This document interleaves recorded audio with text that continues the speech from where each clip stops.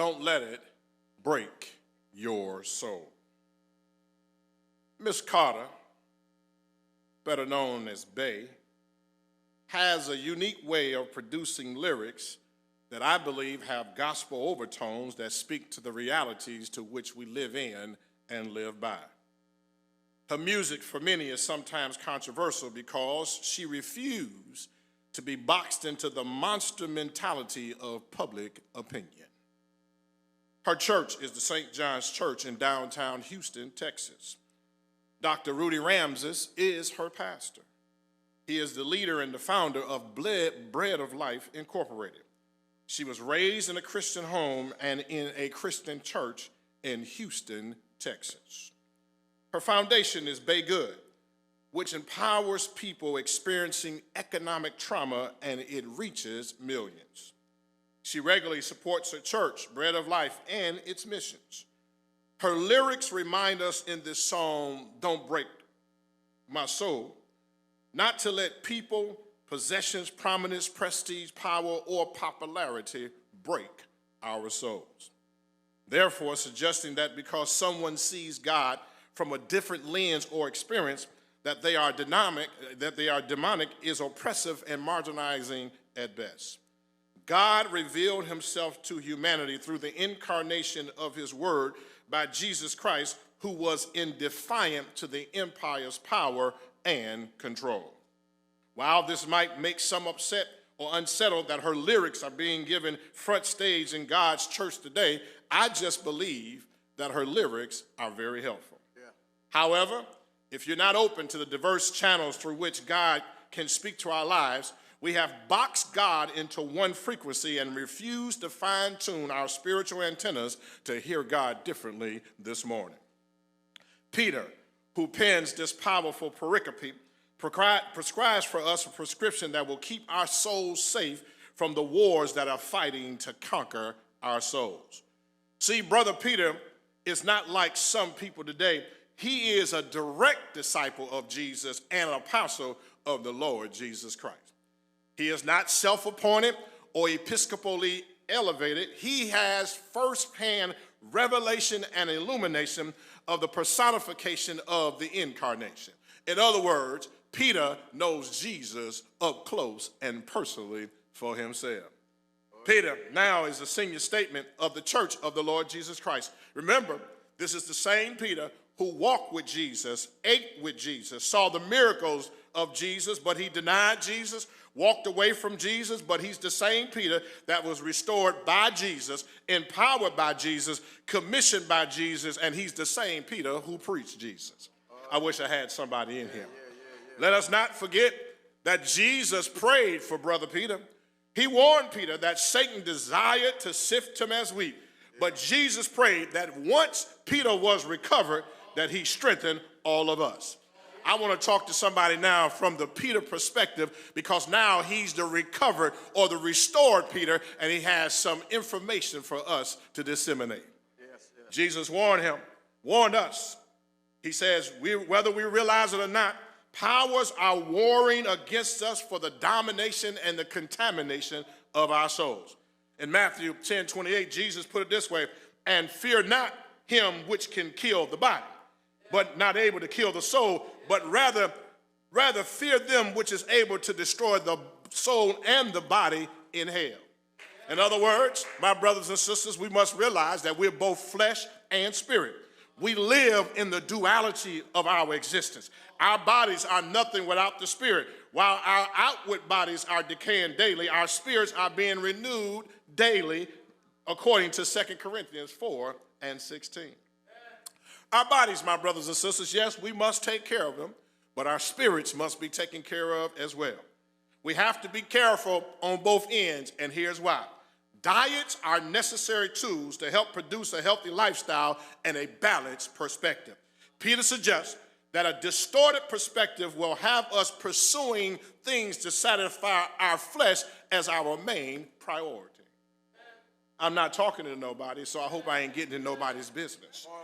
But sometimes we spend too much time trying to be pretty on the outside. Yes, sir. Yes, sir. And got an ugly religion on the inside. Yes, sir. Yes, sir. Yes, sir. Yes, sir. There's only so much makeup you can put up to make up for what you don't have on the outside. But there is no makeup to make up for what you don't possess on the inside. And the only way to get that is for you to come to grips with yourself and begin to face your own truths and reality.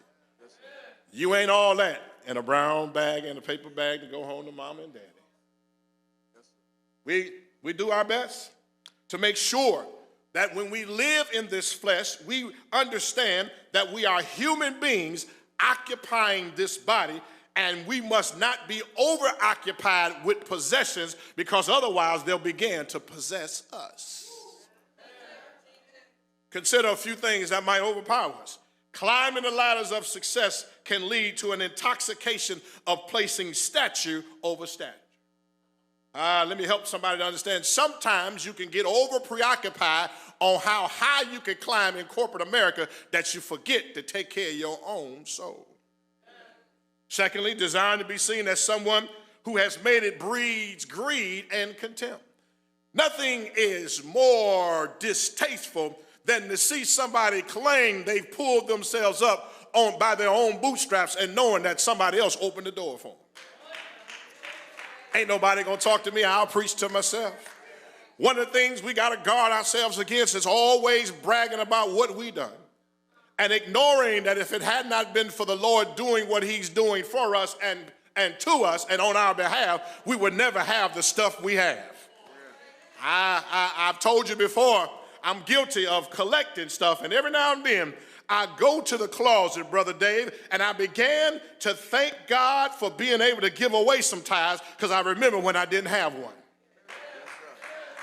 And some of us, we would do good if we go home and purge some of the stuff we worship.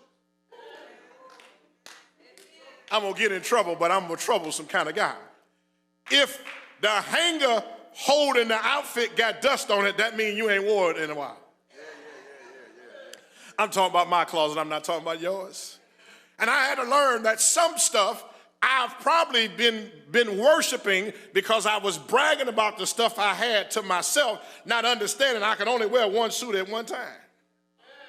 I could only wear one time, or if I wore more than one, I look a little crazy, right?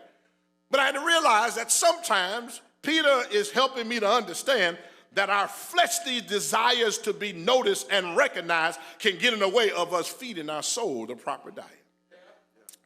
Here it is. Wealth accumulation can wreak havoc on the soul because, if not tempered with humility, it births an elitist arrogance.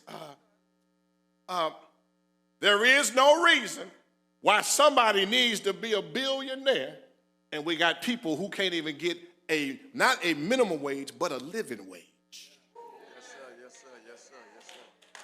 I stopped eating McDonald's a little while ago, but I remember when I was trying to be a grill master at McDonald's, and they wanted to pay me $2.35 per hour. Okay, nobody remember that. Okay, I know y'all way past that. But here is what got me. The sign on the outside said McDonald's, and here's what it said I'm under. Over 300 million people served. 300 million people served, and you trying to pay me $2 an hour. Wow. Now you go to that same McDonald's, and the workers who work there can't even buy a Big Mac meal because it costs as much as their hourly wage. Nobody wants to talk to me, but it's okay. And my brothers and sisters, we got to be careful that we stop allowing people to shine in our face their glorification of the stuff that they have, because there are other people who are suffering in order to make them rich. Jesus put it this way. He warns us in the gospel about gaining the whole world and losing your soul. Matthew 16:26. For what is it profit a man if he shall, or he or she shall gain the whole world and lose their souls? What shall a man or woman give in exchange for their soul? What is worth your soul? Wow. Jesus gave his life for your soul. And so if Jesus gave his life for your soul, nothing that we can accumulate in this world, it will ever replace or satisfy what the soul needs. Peter, I believe, gives us an antidote to keep things in balance, to live a wholesome life with balance. He gives us something to balance the scales of life. He suggests that our good sometimes can be evil spoken of, to the point that it's disappointing and discomforting for us. Have you ever been lied on when you were trying to do good? Peter says that people have a tendency to be mindful of what you're doing, but see it with evil intent. He warns us that you can be misunderstood and misinterpreted for the good you're trying to do. He says, sometimes you're trying to do the right thing, Sister Govan, and other folk got something to say about the right thing you're trying to do. And here is the problem I have with people who always got an opinion about what other people are doing, because they ain't doing nothing. People who don't do anything are always sitting around judging other people and what they do, because 9 times out of 10, they're jealous that they can't do what you do. How do Peter and Beyonce help us today to guard our souls from being broken by the snares of this world?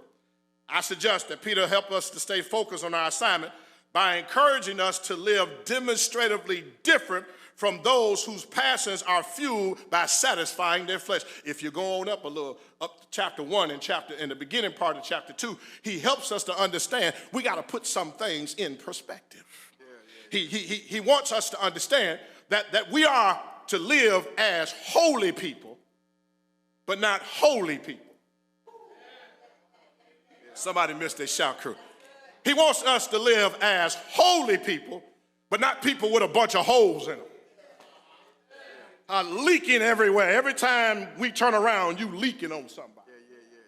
Your negativity is leaking. Your procrastination is leaking. Your evil intent is leaking. He says, I need you to be whole, W-H-O-L. That's what it means. It means to be whole. I want you to be complete, because Jesus is our full gospel, all-sufficient Savior. Maybe you ain't feeling what I'm trying to give you. Let me put it this way. Beyonce puts it this way. We need a new conversation in our communication. We need a new motivation for our activation. We need a new foundation for our participation, a new vibration for our elevation, and a new acclamation for our great salvation. I know the young people got that. Can I slow down? Because I know I talk real fast. Can I bag that thing up and slow it down just a little bit? Y'all don't mind, do you? Here it is. Here are a few things I want you to see that Peter's trying to say. He says, we need a new conversation for our communication. He says, make sure that your conversations are laced with honesty. It's right there in the text. Here's why. We are the ambassadors of grace and kindness. He says, when you are talking, make sure you're telling the truth.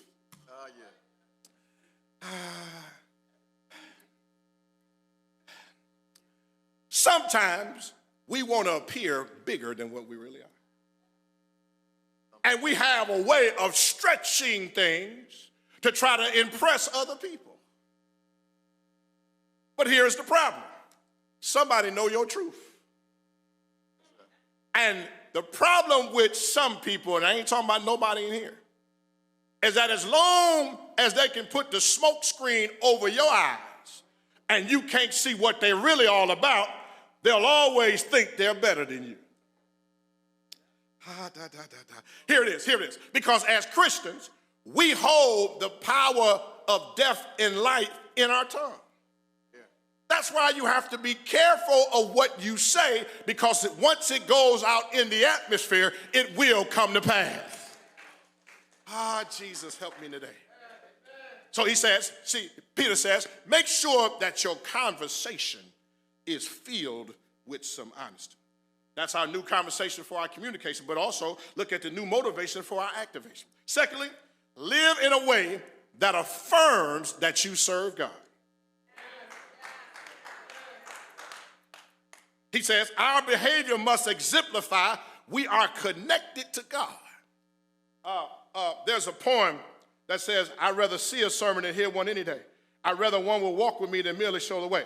That writer of that particular poem wanted us to understand that people want to see Christianity. They don't want to hear Christianity. One of the things I like about Jesus, that he never bragged and he knew who he was. Yes, sir. Yes, sir. Oh, I wish I had my crew here this morning. I mean, Jesus was so gangster with what he was and how he handled stuff. He said, now, if y'all really want to know how much power I got, I can call down 1 legion of angels and wipe all y'all out if I wanted to. Now, that's gangster.